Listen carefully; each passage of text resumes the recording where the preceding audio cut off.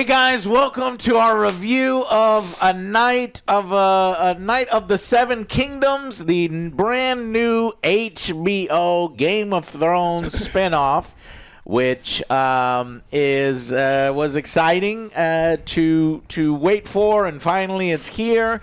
I've been talking with family and friends that kind of didn't even know about it, so I'm wondering if enough marketing has been done or if it's only mega fans and locked-in media people like we are here that would review it. But I gotta say, I really, really enjoyed it. These are likable characters.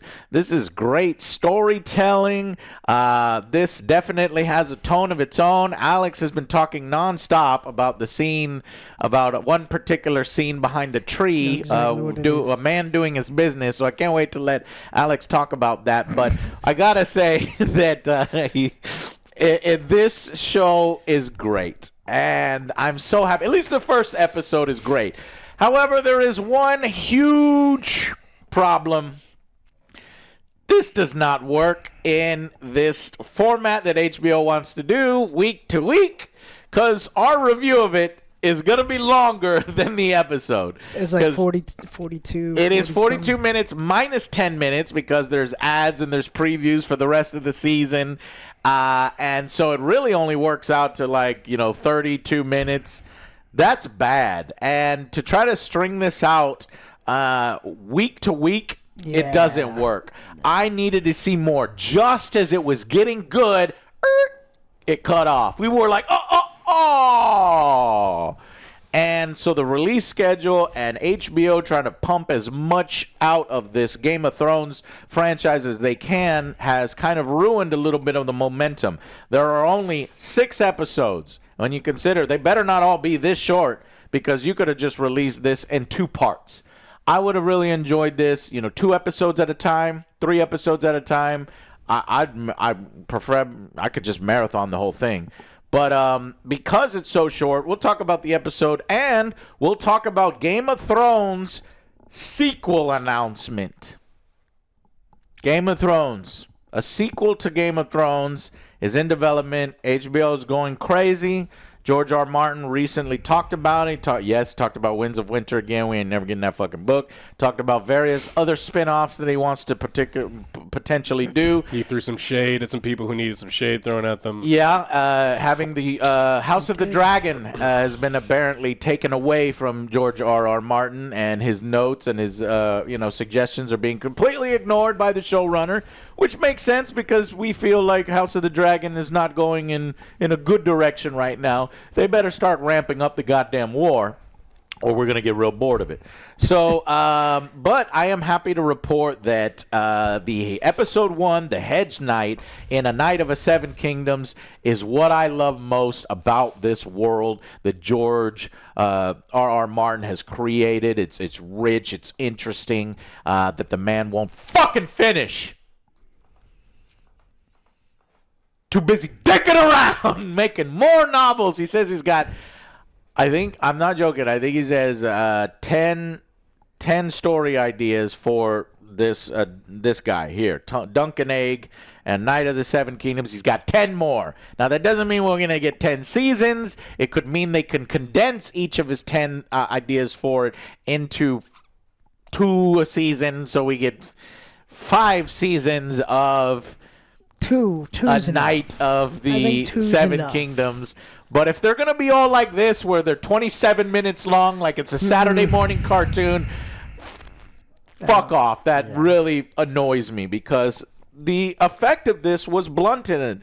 Now, I want to watch the next episode right away, so you have me excited for it, and I love these characters so far, but I'm just upset with all of the HBO-ness around it. So, that's my opinion. What do you... And I would recommend that you do watch it if you've got HBO. Is it good enough to buy an HBO series just for? No, we're not at that point yet. So don't rush out and get HBO if you don't have it already. But boys, what did you think of the first episode, The Hedge Knight? I liked it. This pretty much, again, reminds me of Knight's Tale. This Sir Duncan is a likable character. I do like his character already, so I'm along for the season. Yeah. Egg, his squires, seems fine, but this episode is basically just a quick introduction, and that's what it is. It's a quick episode. I was like, hey, no way. It's like, this is an HBO thing. I thought it was going to be like an hour or something. It's like, nope. It's like already over. I'm like, what the fuck? A fucking hour, now please. I gotta wait again?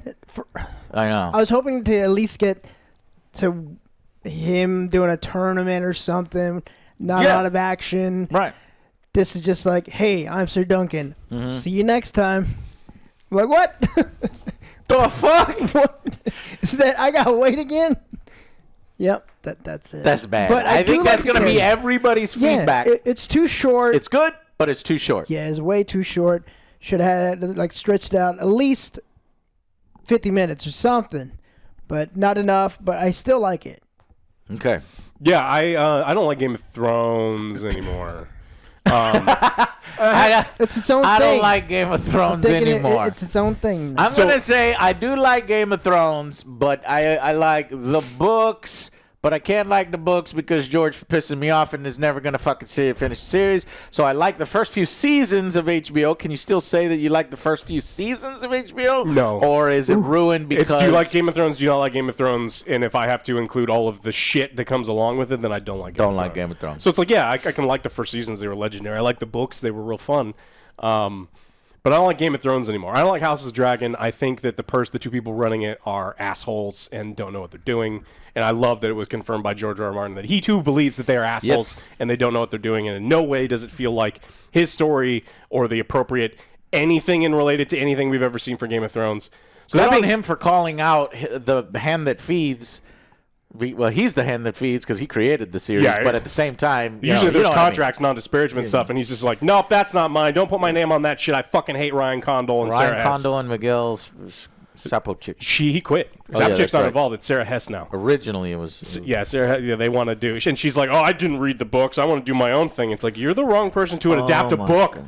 But anyway, my whole point was I don't like Game of Thrones anymore. But I really like this because it feels kind of like Game of Thrones used to when I was reading the books and some of the original stuff. I really like the characters. It's funny. I don't get the clasping of pearls and people being upset about a poop joke. And I thought it was because I groaned internally. I was like, man, I fucking hate Game of Thrones. They start playing the Game of Thrones song. I was like, fuck this. And he starts shitting. And he shit. And I don't clap. And he shit on it. I would have been clapped in his head. It would have been appropriate to clap. And then there was we literally see his butt and shit coming out of his butt. So the showrunner like, also hiding says, behind the tree. Why is he even hiding behind the tree if we can literally see everything? And I don't know if any of you read this story. I don't want to follow up on that. No, Alex, why are you following up on the shitting? And Alex is so interested in how this effect was done. No, it's not. I do all the gaming news and the nerd news for the new show that we just filmed, and so it was a big thing in Variety. They did an interview with him, and one of the things that he said is, we don't have the money to fake it. That's his real ass. Like, it's someone shitting on screen, so it's like, ew. Well, that's his real ass. No, that's got to be some CGI. Poop. That's CGI. CGI poop. That's his real ass, but not. Oh, it could be a tube. A tube of. I thought it was a tube. Fake chocolate. I thought it was a tube. So let's go into the details on whether this is a real shit or real shit. No, okay. It says it's not a fake up. They're shitting on screen. That's his butt. Quote is what he says. And that's like, I don't believe you. I can't show you the scene. Recently, I even got I got struck by YouTube for using a censor bar on Dispatch, the guy with the floppy thing, and I still got claimed, even though I put the censor bar there, put extra time to editing. I was thinking about putting a censor bar to show you here. I don't know if that's going to work anymore. Fucking YouTube. But no, so this sets the fucking tone. And honestly, I fucking love it. I love this scene, just like Alex. It says this is not the tone of Game of Thrones. There's no knights. There's no, it's supposed to be like he is a lowborn dude, and a lowborn dude's going to grasp a tree and he's going to shit. Yeah, and it's also been part of Game of Thrones forever. Like George R. R. Martin is pretty graphic in his description of pooping. Oh, was he? Yeah. You want me to read you a passage? It's about Daenerys. Sunset found her squatting in the grass, groaning. Every stool was looser than the one before and smelled fouler. By the time the moon came up, okay, she was shitting brown water. All right, Alex. The more please. she drank, the more Alex, she stop. shat. But the more she shat, the thirstier she grew. And it's because it's like... See, I told you he was excited about this. Well, because people are like, oh, this is so not Game of Thrones. It's like, you've never read the book. Shut the fuck up. You have no idea what you're talking about. This really shows the reality of the world. It makes it real and Water dirty is and dirty, gross. and people died of dysentery and cholera a lot. And it's appropriate. So anybody that's like, oh, this is ridiculous, I agree. Shut the fuck up. Shut the fuck up. We need the shit. I That's don't some good like shit. it. It was like, you don't like Game of Thrones, and shut the fuck up and get off the internet. to That's be some clean. good shit. Huh? Oh, yeah, wanted to be everyone is clean. super clean. So we'll talk about, there's recently huge news in the HBO world regarding the future spinoffs, a potential sequel announcement to Game of Thrones. I can't believe it. Spinoffs that I don't think anybody would be interested in. I don't know what's going on. And then George R. Martin slagging off HBO and some of the showrunners for A House of the Dragon, which we appreciated. But first, let's go ahead and continue with this particular episode. So you liked it as well. Joe liked it. I liked it. And why? Well, likable characters. Good characters. Dunk It's is got some good so comedy. awesome. Yeah, he's a likable guy, and he's just trying to become a knight. And the little flashbacks I like as well. Yeah. He keeps getting beaten. The I'm like, oh, man. flashbacks, the way it's filmed is well directed, good dialogue. This was directed by Owen Harris. Now, in this series, Owen Harris does the first 3, then Sarah Adina Smith does the last 3. So I like it when They directed an hour total each. Great. pretty much. And so I just love the characters. I think it's well filmed. I love setting the funeral scene of his previous knight and squire, as he's a squire for, in the rain was just perfect. Really makes the world feel real. And Egg, it's very important for Egg to be adorable and to be the plucky little rascal, and they have good rapport with each other, and so. That's perfect because it's Dunk and Egg, and you have to have those really work, and I think they're working. And the fact that he's just a likable dude. Sir Dunk. He goes from fucking broke as hell to sitting beside the main Baratheon lord, just getting drunk and having fun, and they're dancing together. It's great, and so you're wondering, well, where is all this going? What is this culminating into? And we don't get any of that. We literally just get Egg comes back and he's like, let me squire for you. And he's like, get out of here, kid. And by the end, he makes a trek all the way to the tournament. He's already fished for him. He's already brushed the horses. He's already done the camp and everything. And after his experience, Dunk experience, where he's looking at all these knights and he's saying, man, maybe I'm out of place. Maybe I don't deserve to be here. And then he has a conversation with Lionel Baratheon. Yes. And he gets a little bit of advice, but though I like the advice from Lionel Baratheon is, I don't know. I'm very drunk. I don't know. I'm very drunk. And I like that it's real, man. You don't have to, like, everybody has the answer to everything just because it's a TV show. It's like, that's probably what the dude would have said, especially since he's drunk. So just really well executed. But this needs to be 2 episodes each or half a season because I was just getting into it. And for you to cut it off like that, I could see a lot of people getting frustrated and go, nope, I'm not going to watch it until the rest of the episodes come out. Shit, and so what that's going to happen is the viewership is going to drop. People, this series is not successful, when it might be that people are waiting to see the whole thing at once. It's only like 3 hours total content, right? We have no idea because we don't have the lengths of the other episodes, but we have to assume they're similar to this. I read something that is, I mean, it's on the internet, so who fucking knows? But I read that the first episode's the longest episode. That can't be. It better not be. I'm going to lower the fucking score. I'm sorry. Because of the release strategy. Not because of the content within there, but this HBO milking every fucking frame and every fucking second for subscription. But I also hear that the budget is super low, and they pretty much like had a hard time making the show. And that's from the showrunner himself. He's like, we got no money to make. That sucks. It's not like House of the Dragon where they have all of this stuff, and so that makes me even more mad because honestly, I like this more than House of the Dragon right now. Yeah, I mean, it's charming characters, interesting situations, and it's a world that I'm interested in, and there's not any of the bullshit that I'm tired of. Yeah. It's like, there are no situations where it's like, why would you do that? You just went and talked about how horrible something is, like how everything had been in your life, and you're just like, let's make out? Who the fuck made that decision? Oh, I know, an actress. It's like, there's none of that yet.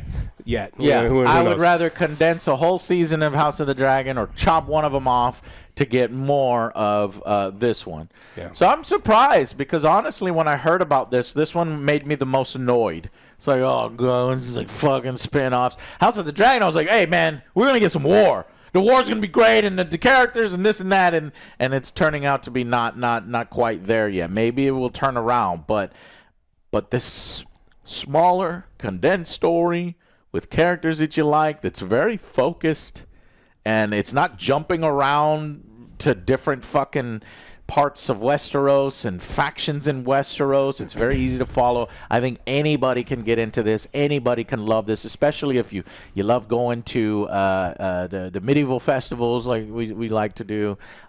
This is great, and I highly recommend it. So let's go with final verdicts. No, we don't have to review the whole show here. Yeah, just how did this first one? episode get you? Did it get you involved? No, it got me pretty hooked because, again, I did like the Peter. Peter's a great actor. He plays Sir Duncan pretty well. Like, he's he's very charismatic. Even though he's kind of timid. I like the way he was engaging with Lionel. Oh, that was a good scene.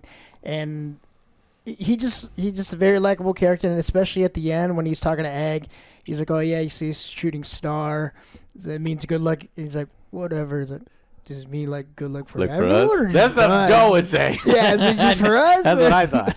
Is it like luck for everybody or just like, us? Just us, right? Yes, us. So I was like, all right, this is good. Now what's gonna happen the next day? Oh, it's over. Yeah, okay. I was like, oh, we're gonna go to the tournament. Yeah, he's gonna lose or win, and then because he's already but nope. self-doubting himself. He sees him fighting. He's like, oh shit, maybe I'm not good enough. Yeah, it's a nice introduction to him. it is. So I'm gonna go with an 8. I was out of 9. Honestly, this could have been a 10 out of 10 intro if we had a little bit more. I know where the story is going. I've read it, and so there's some cool. I understand, but I don't like what HBO is doing, so I'm not trying to hold what HBO's decision is. Mm-hmm. But it's like, it's a great introduction to the characters. There's likable characters, there's unlikable characters, but none of them feel tedious. They're characters that's just like, I know I'm supposed to like, they're the bad guy, but I don't like watching you.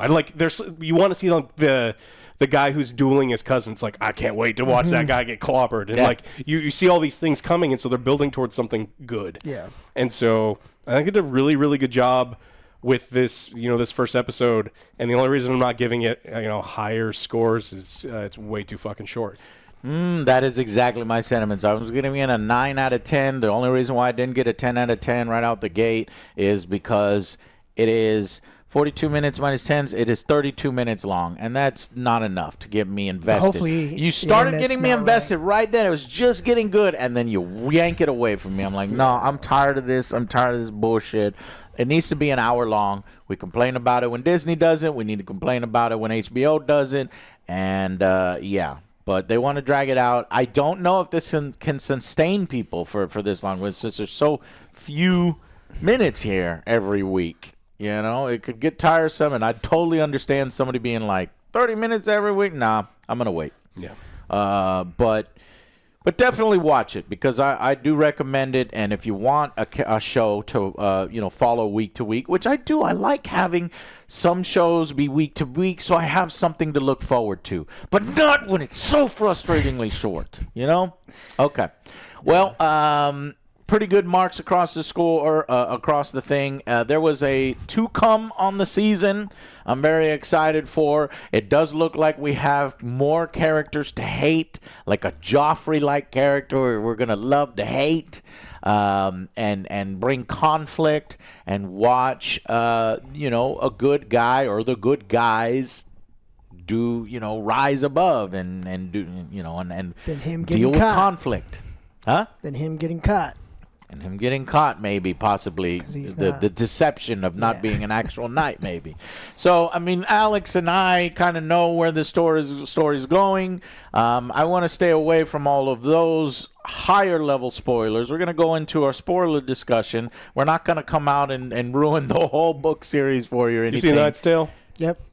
Okay, with the character identities or the character fates or anything like that, because George R. R. Martin has written so many of these, and he's also plotted out the fucking timelines and events that happen in the future, we'll keep spoilers to the episodes themselves rather than the big things.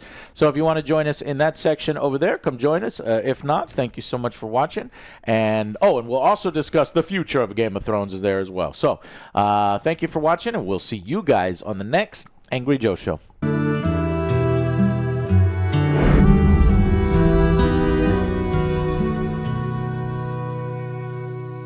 Hey guys, welcome to the spoiler section. Let's first start with the Game of Thrones news.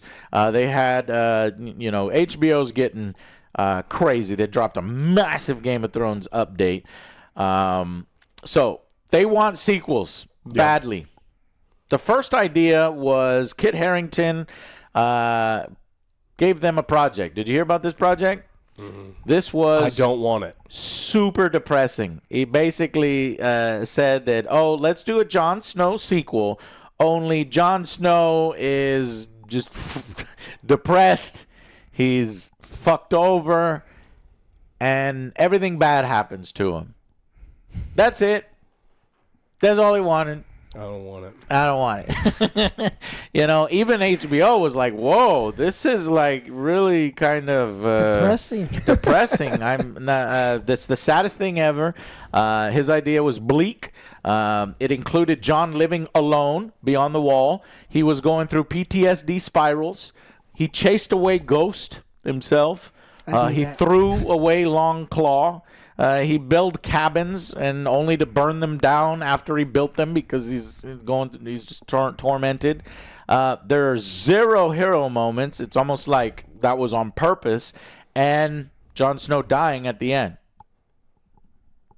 Basically, Game of Thrones has been making incredibly depressing, and HBO was like, absolutely not.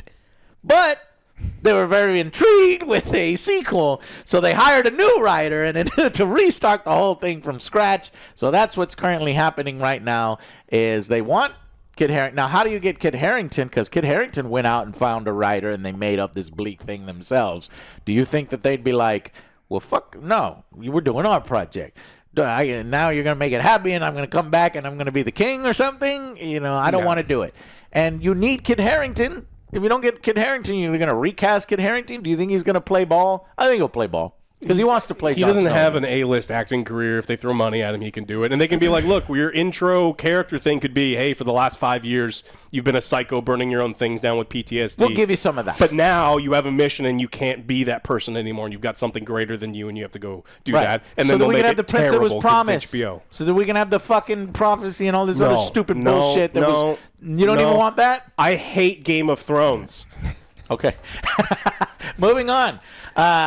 Here's where I will hate Game of Thrones. Arya. Can't wait. Arya sequel. HBO acknowledged the long-rumored Arya sequel is in development. Can't wait. But they're changing direction from what that series finale implied. Instead of exploring the mysterious Western content that nobody has returned from, HBO is considering rerouting Arya's journey back toward Essos early in the season. Why? Because Esro's already built Why? out. Because It's we need established. money. It's full of lore. No. There's way more here. And we did Probably nothing with it the would Faceless. be hard as fuck to go to the new continent, and without George R. R. Martin writing it, they would probably fuck it up. What's over there? So Arya, I guess, would just keep sailing and then somehow sail back to the other side of Essos. And so she'll stab her way across Essos. I don't care. Nope. This is when her storyline fell apart from me, and giving her the fucking hero kill against the Night King pissed me off to where I don't want to see her ever again. Get out of my face. Super easy. Just drop it. All right, and then they're debating on whether Aegon's Conquest should be a movie or a series. This is a big one. Neither. They want a big Dune-style movie where they can put the budget going crazy, and we've seen the Aegon's Conquest. Well, I don't know how much you know about it, but or a prestige TV series. Both options are still in play. HBO thinks both options would make a lot of money, and so we'll see which way put they Sarah Hess in charge. Nothing can go wrong. Who? Lady in charge of House of the Dragon. Put her in charge? Fuck that. No. They better be aware that people are not down with that. Okay, A Night of the Seven Kingdoms, big updates. More seasons confirmed. This one's major for Dunk and Egg fans, like we are now Dunk and Egg fans of the TV shows, and Alex of the books and the TV shows. 2 new Dunk and Egg novellas are basically finished, says George R. R. Martin. I'm like, what the fuck? Why are you writing? What the fuck are you writing that story? Prince of Winds of Winter, goddammit. HBO has already 3 seasons are already green lit. So, season 1 done, 2 more seasons done in the can. And season 2 is currently being filmed right now. Season 3 immediately after. Now, unlike the original Game of Thrones showrunners who had almost no guidance after they passed the books, Ira Parker now has full outlines for the next 10 stories. That's what I said before. So George R. R. Martin said, look, we're not going to have that same thing happen previously. I mean, I guess you misinterpreted my outlines. I don't know. Maybe he just gave them broad strokes. They fucked it up getting to the broad strokes. He says, no, these are the details on these next 10 Dunk and Egg stories. So that one is mapped out. So it makes me feel a little better that we have a more of a roadmap and less of a potential to fuck it up. But at the same time, it's like, we'll just 10 stars. Like, let me organically go into these first. I don't need 10 seasons, and there won't be 10 seasons. I think probably at most 5 or 6 to incorporate all of the novels. Yeah. All right, and then preparing for this is the big one. Alex, you know about this? George R. R. Martin is mad at the House of the Dragon. Tell us a little bit about that. No, he says it's not his story anymore. So he was working with Ryan and giving him and they'd be like, "Okay, this is what we're going to do." And he's like, "Oh, here are my notes." And then they would adapt and they'd go like, "Okay." Initially in season 1. Yeah, they're like, "Hey, we're doing some of these things." And then as things went on, they stopped listening to him and kind of doing their own thing. They started letting the actors and actresses make decisions in scenes that don't make any fucking sense. They started to completely and totally betray characters, and like their motivations are wildly different than they are, to the point where it is completely and totally unrecognizable from the story. And so he's like, this isn't my story anymore. They're not listening to my outlines. And he specifically says, I'm not allowed to talk shit per HBO. But he talked shit as much as he possibly could, probably a little cross that line. But like, yeah. And so if you have been sniffing the horse shit coming from House of the Dragon, like, I mean, I don't want to speak for anyone but me. I fucking do not like what they're doing with the direction of the show, and I don't think it's going to end well at all, because I don't think there's any talent left in the team over there. So, well, good news for you. Ryan Condal is planning to end the show with season 4, not season 5, even though HBO wants a season 5. No, he's saying it's ending in season 4. What are we at? Season 3 coming? Right. So we're almost done. Now, surprisingly, George R. R. Martin says, look, it's not about Rhaenyra or Alicent that I'm mostly upset about, which maybe he can't say. I think he likes the actresses so much. When you have a good actress and a good actor, then he'll soften his stances. Yeah. But I think he has problems with that. Alicent's character's crazy. What he does say he has problems with and he's most angry about is missing characters.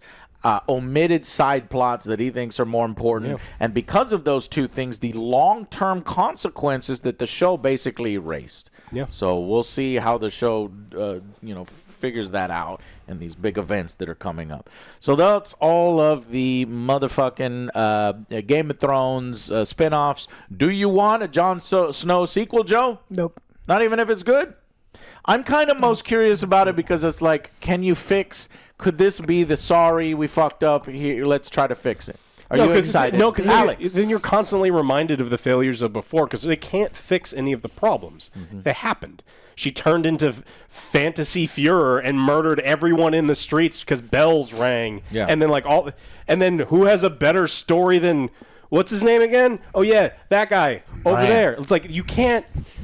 To be polite, to not curse as much, you can't unring the bell. Yeah. Like, what has been effed cannot be uneffed. And so, they can't do that. They can't fix anything. You could put a Band-Aid or something, at least for John's story. Yeah, but he's still... And then He's John still went dead. north of the wall. He did. Yeah, and then the dragon did. and the dragon found him and Died. ate him and was like, I actually thought about it for a second and screw you, and I'm going to eat you, and then it's over. Okay, so No. no. No. Arya.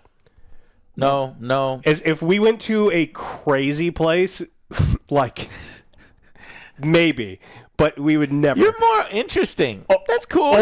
You would be more open for a crazy Arya side story than a Jon Snow. If she just wanders around and murders people for the sake of gonna murdering happen. people, but because they abandoned this whole I don't want to see it at all. I just don't. I don't particularly like the actress's performance. Don't really care about the character. I'd be more interested in Snow or Ghost and Jon Snow. But she wouldn't be. I'm saying that she wouldn't be her as the character. Most of the time, it wouldn't be her. She would just be someone else. Yeah. Wearing their face like a 400-pound man. She Right. just pulls They his would face. probably It's recast her. How would you? Quite a bit, if not, the original actress might return for 1 or 2 episodes, and then it's Arya as everyone. It's different characters, including a different actress to play an older version of Arya. Who knows? So is it like Quantum Leap? Yeah, Arya. pretty much. Exactly that scene. Yeah. Wait, Don't do it. What? I knew it. What? Aegon's Conquest as a blockbuster movie or TV series? What do you Nah. think? You don't want a movie. You don't want a Game of Thrones movie. It would be over quicker, I guess. I think I would want it as a movie because I just want to see it. I want to see big budget. I want a fantasy thing. It sucks. Lord of the Rings is amazing, but we don't get anything like that anymore in movies. Gollum. Rebel Moon. No, fuck you. Don't fucking Gollum. fuck you, Rebel Moon. That's not fantasy. That's sci-fi. I want medieval shit on screen again. So I would be for an Aegon's Conquest movie, mainly because I don't want to fucking wait years and years and years for them to finish the goddamn Aegon Conquest series on TV. And then finally, more Dunk and Egg seasons. Yes. So as long as you make them ASAP and not 30 minutes apiece and release them in We'll a We'll see. see. season. We'll see Next how one? they do. Yeah. We need to see. They need to they started strong, but we'll see if they finish strong. Then yeah. Okay, so getting to the actual episode now. So we start off here, A Hedge Knight, episode 1. There's a great scene in the rain. The sword bearing his master. Love that they set it in the storm. Just hearing the thunder and the atmosphere. It's perfect. He makes a joke. Stop rapping, sir. I obviously have to say something, but I he's got a sense of humor, and he's like acting like he's a knight. He's like, I could be a knight. I hold this sword as well as my previous master. So, and then as the Game of Thrones music start, we get the moment. We already went into detail on this moment, but yeah, it's graphic. You see the shit coming from his ass, and it upset many people. Many people. It doesn't seem to be a logo or an intro, right? Maybe they just kept it out of the first episode. And There was a skip button for like the first 10 minutes of the episode, and I was like, what would I be skipping, Yeah. HBO? Now, I definitely noticed with the tone, there's more comedy in this. They're trying to set the tone apart. That's perfect. Yeah. Especially when he meets Egg, who at first he just dismisses as a stable boy. But this is a mysterious character, doesn't actually seem to be the son of this tavern owner who takes a swig of the drink and gives him the same cup that she just drank from. Ew, bitch. But I didn't even see it. But this is the grossness of living in medieval times and people drunk and people just hanging out. And I don't know, it just feels like a lived-in world, and I like it. I want to live in the world, I'd rather live in that world, but probably not, because diseases would fuck you up. Water is filthy, and yeah, you get diarrhea. And you'd be poor and have diarrhea all the time. But anyways, then he finds the egg playing with his gear. Adorable. I love it. You're not a real knight. It's like, yes, I am. Yeah. Your belt's made of rope. Yeah. He's more like a farmer, basically posing as a knight. And then he goes to the tournament and sees the other knights.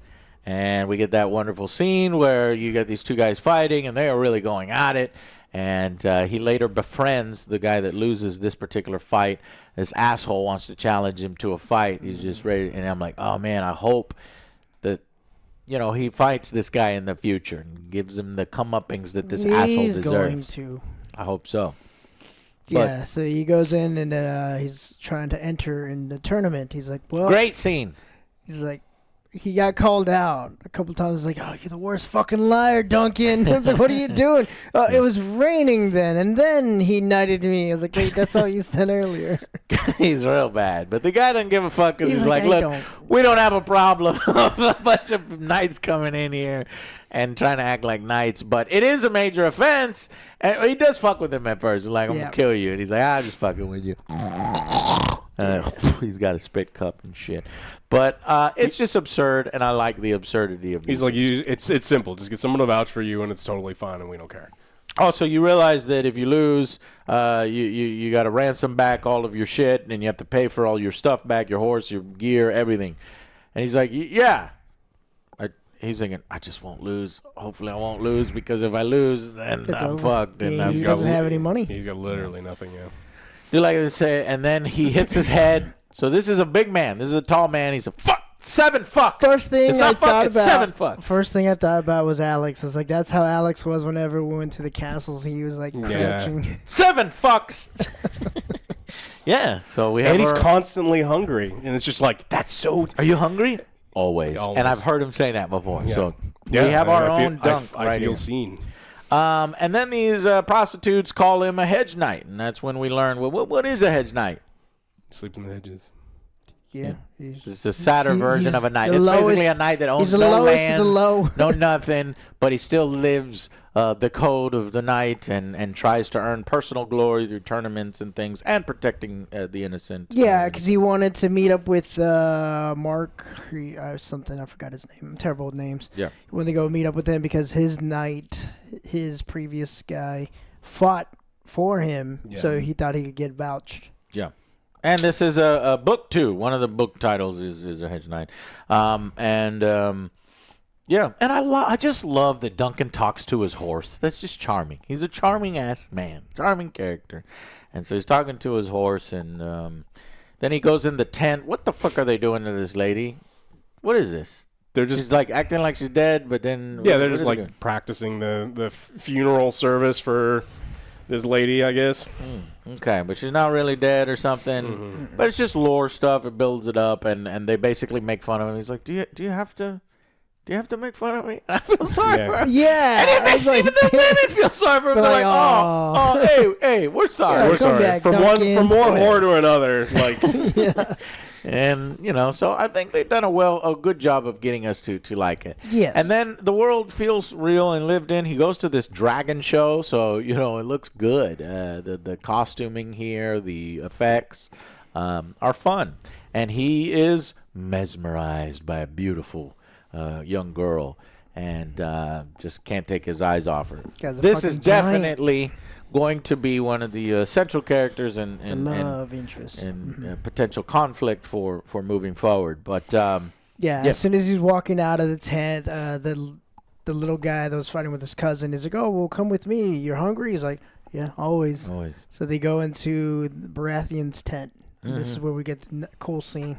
Love it. Yeah. So he does his thing. He's talking. He's gloating, and then he kind of notices Duncan, and he asks him to come over, and he goes over there, and he's like, basically, why are you in my tent? And Duncan, he's either a terrible liar or he is just being completely honest. You know, he's like, people are either here to, you know, challenge me or this and that or suck up to me. Why are you here? Food. He's eating the food. And it makes him laugh. And he likes him. He likes this honesty. And so they say, do you dance? And he's like, doesn't everybody? And then we get the most aggressive dance ever from Lionel Baratheon. And it makes me like his character immediately, too. Yeah. He's like trying to step on Duncan's feet, almost kind of, you know, teaching him to move, testing him a little bit. And then they just go crazy. Yeah, I think he tells him, it's like, you ever taken a punch? Because they always go for the big guys. Yeah. It's like, it's always some angry little bastard that wants to punch up. Everyone's little compared to you. I would see people stay away from the big guy. Why the fuck would you want to start a fight with the big one? You send a message by trying to hit the big guy. Prison rules. But then, is it true? The guys like, I just want to be people left start fights alone. with you? I don't think no, so. people used to start fights with my buddy. Well, my buddy used to start fights with. Tall. He's not tall. Start fights on your behalf.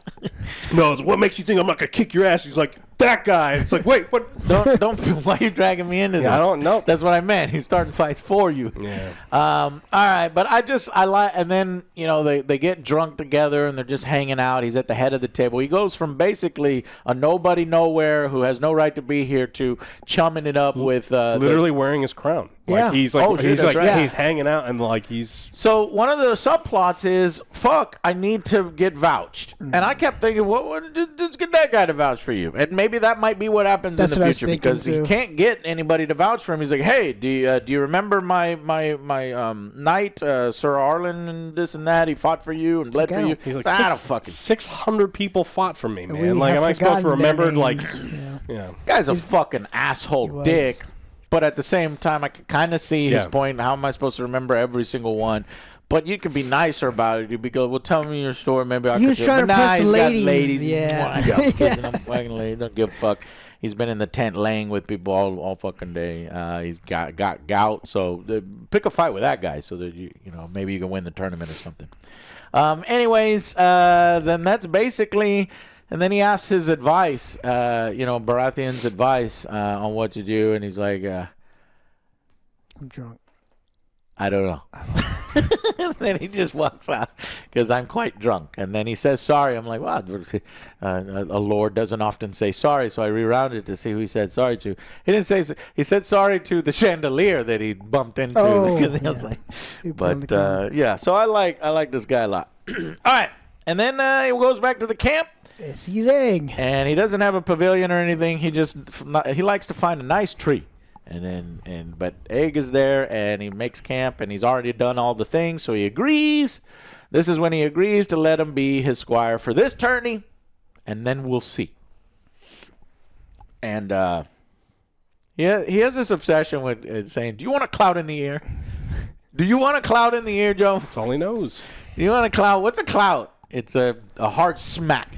It's a hard smack. That's what happened in the flashbacks. Mm-hmm. Yeah, beat the shit out of every time. It's like, look, I'm not going to. I'm gonna. You'll get some square meals, some salted beef, They're not gonna be good, fish. but I promise you won't be hungry and you'll have food on your back. I like that part, and I won't hit you, and I won't beat you unless you deserve. Unless you deserve it, just like his knight beat him when he was a squire. He didn't deserve it. I don't think he's gonna start beating. No, he learned.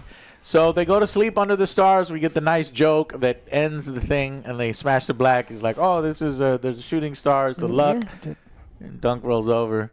Is that like luck for just us or for everybody else? Because I need some luck. Smiles. He just doesn't know anything about the world, and so.